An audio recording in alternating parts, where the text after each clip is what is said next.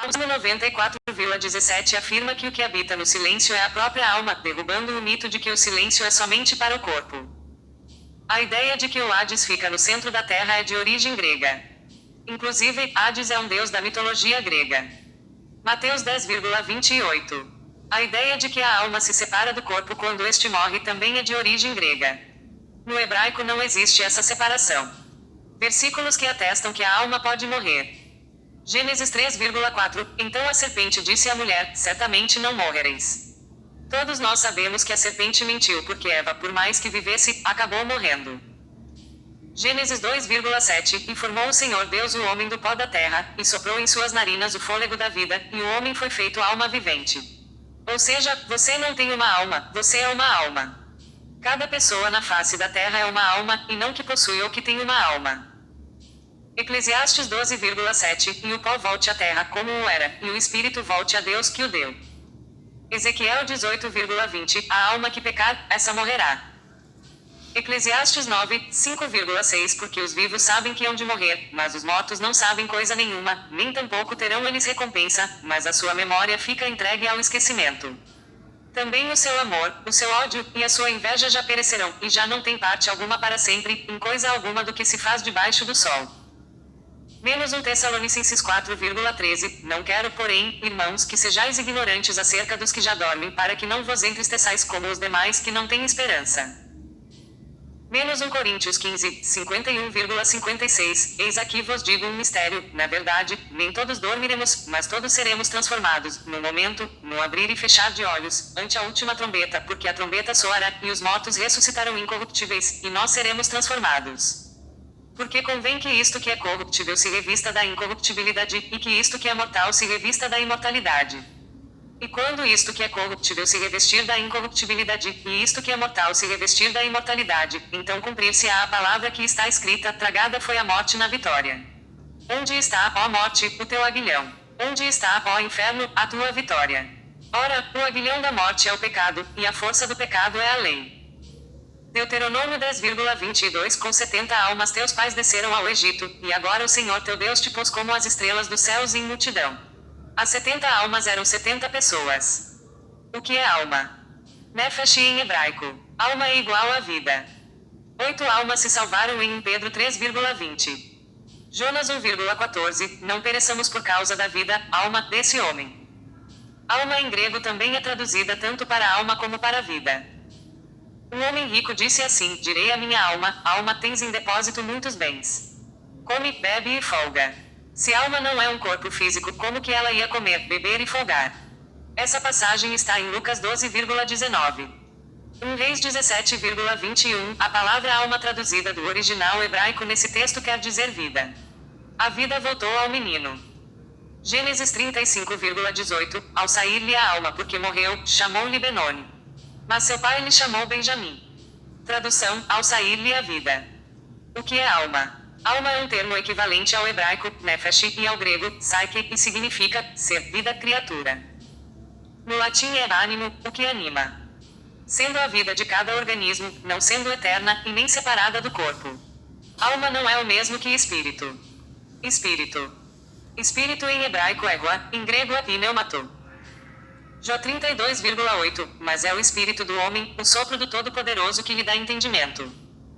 Jó 32,18. E o meu espírito me constrange.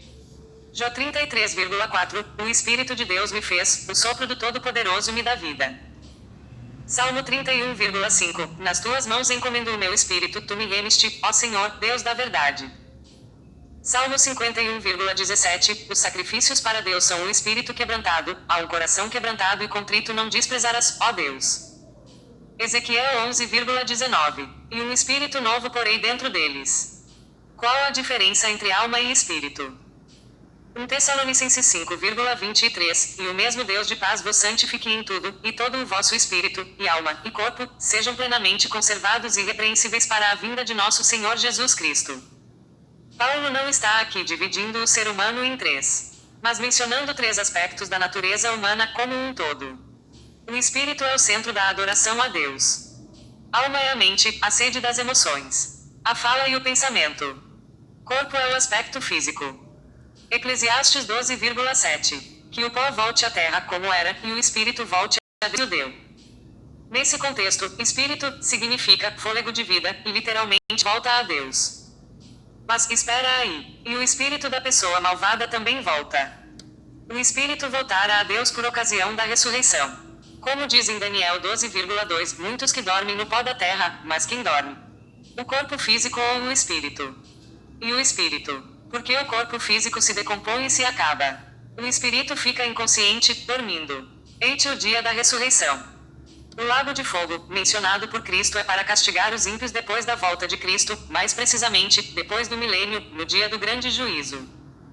O juízo é algo futuro, os maus não estão sendo julgados hoje no inferno eterno, mas serão no lago de fogo. Atos 17,31 diz: pois estabeleceu um dia em que há de julgar o mundo com justiça por meio do homem que designou. E deu provas disso a todos, ressuscitando-o de entre os mortos. Em Lucas 23,46 Jesus diz: Pai, nas tuas mãos entrego o meu espírito. Em Atos 7,59 Estevão diz: Senhor Jesus, recebe o meu espírito. Salmo 104,29, se lhes tira o fôlego, espírito, morrem, e voltam para o seu pó. Tiago 2,26, o corpo sem o espírito está morto.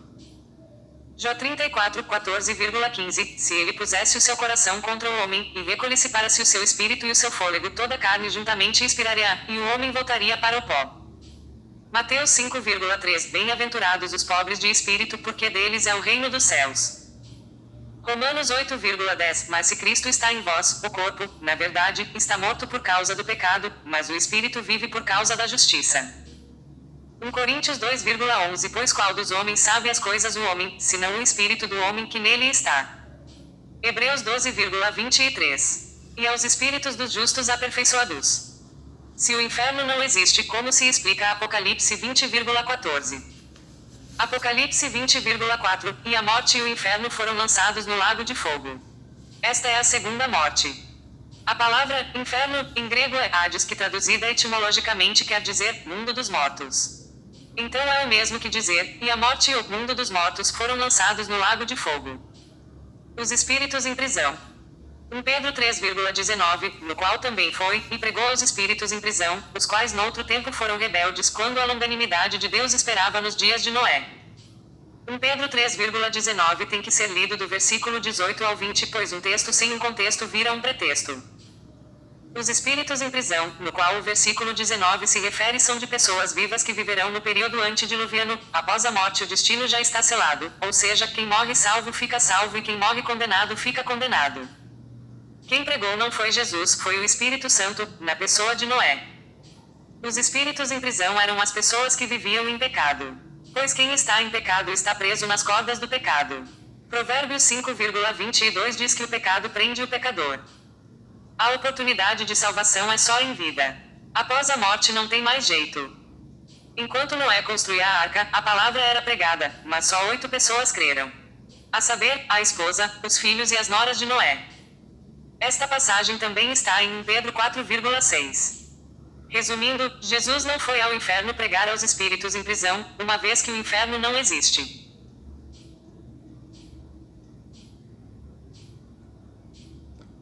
Resumindo, Jesus não foi ao inferno pregar aos espíritos em prisão, uma vez que o inferno não existe.